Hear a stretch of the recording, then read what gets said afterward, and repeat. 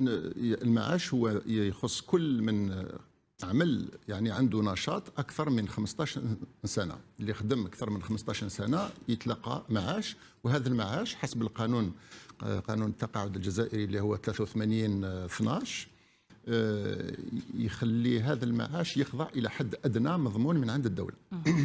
لكن بالنسبه للمنحه اللي تخص اذا كل انسان، كل مستفيد من تقاعد بحيث انه مده النشاط ما تفوتش 15 سنه، يعني يعمل اقل من 15 سنه، لكن هناك ايضا شرط حد ادنى هو يكون خدم اكثر من 5 سنوات، يعني من بين 5 سنوات ل 15 سنه يدي منحه التقاعد.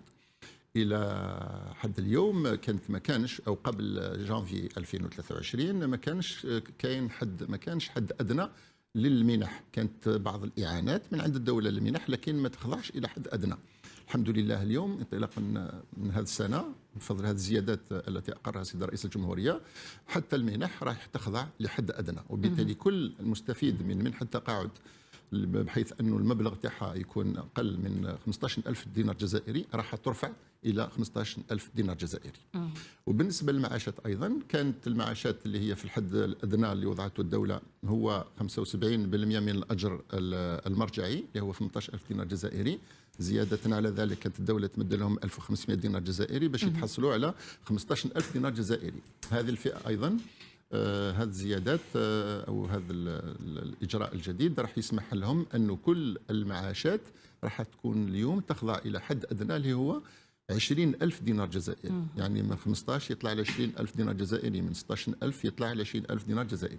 هذه الفئة الثانية. إذن الفئة الأولى هي فئة المستفيدين من منحة التقاعد، الفئة الثانية هي فئة المستفيدين من معاش تقاعد اللي تحت اللي راهم في الحد الأدنى، وكذلك الفئة اللي تتقاضى معاش من 20,000 دينار جزائري إلى 50,000 دينار جزائري.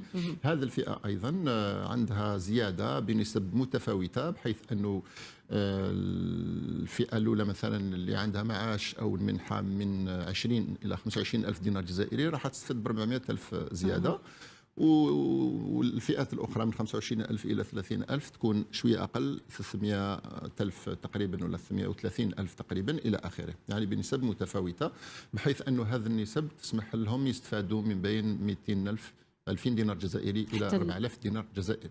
هذه هي 3 فئات. وكما ذكرتي هذه الإجراءات اللي اتخذناها أولا على الجانب التقني، كل البرامج مهيئة، وحتى الجانب المالي أيضا من خلال الغلاف المالي اللي تم تخصيصه، الغلاف المالي أيضا مهيئ. وحنا رانا واجدين باش نصبوا هذه المعاشات في شهر مارس مثمنه، يعني بالزياده تاعها، وكذلك نصبوا لهم في نفس اليوم الاثر الرجعي، يعني المؤخرات اللي هي على شهرين جانفي وفبراير انطلاقا من شهر مارس. وراح تكون هذا الصب هذه المعاشات يكون حسب الرزنامه العاديه تاعهم. كل واحد اللي مولف يتلقى المعاش تاعو يوم 15 مارس يروح يتلقى المعاش تاعو هذه المره مثمن، وكذلك بزياده بالمؤخرات. وكذلك نذكر انه احنا المعاشات نصبوهم من تاريخ 15 من كل شهر الى يوم 26 من كل شهر. نقدر نقول انه بدايه من 15 من شهر مارس راح تكون البدايه باقرار كل هذه الزيادات بالفعل سيد جعفر، بداية من تاريخ 15 مارس. من تاريخ 15 مارس بالنسبة لهذه الفئات اللي تحدثت عليها اللي راح تستفاد من هذه المنح والرفع في المعاش، من هذه الزيادات في المعاشات بداية من نقدر نقول تاريخ 15 مارس. تاريخ 15 مارس بأثر رجعي رسميا. طيب.